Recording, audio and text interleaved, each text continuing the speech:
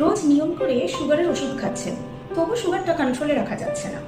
আচ্ছা, ভেবে দেখুন তো এই ছোট ছোট ভুলগুলো আপনিও করছেন কিনা। যার মধ্যে প্রথম হলো সো কল্ড হেলদি ফুড নিচ্ছেন, যেমন ব্রেকফাস্ট সিরিয়ালস নিচ্ছেন, কর্নফ্লেক্স বা ব্রাউন ব্রেড।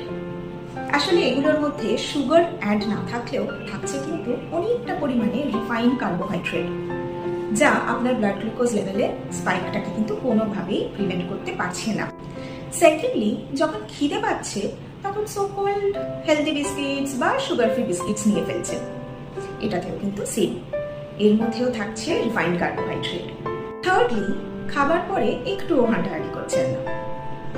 জানেন তো, খাবার পরে অন্তত 10 থেকে 15 মিনিট যদি হালকা হাঁটাহাঁটি করতে পারেন, হালকা ফিজিক্যাল অ্যাক্টিভিটি করতে পারেন, তাহলে আপনার ব্লাড গ্লুকোজ লেভেলে দ্রুত অ্যাবজর্পশন কমাতে সাহায্য করে। তাই আজকে থেকে কিছু ছোট ছোট অভ্যাস পরিবর্তনের মাধ্যমেও কিন্তু আপনি আপনার সুগারকে কন্ট্রোলে রাখতে পারবেন। কিভাবে করবেন? যখন খিদে পাচ্ছে তখন সো কল্ড হেলদি স্ন্যাক্স না নিয়ে, প্যাকেটজাত স্ন্যাক্স না নিয়ে বাড়িতেই নিতে পারেন এক মুঠো ভাজা ছোলা বা কিছুটা বাদাম।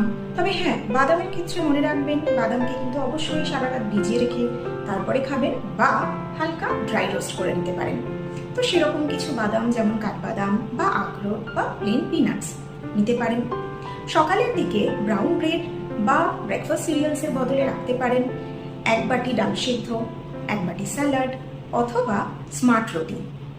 তাই আজ থেকেই শুরু করুন এই ছোট ছোট হ্যাবিটের চেঞ্জেস, আর নিজের ব্লাড সুগারের চেঞ্জেসটা নিজেই ফিল করুন।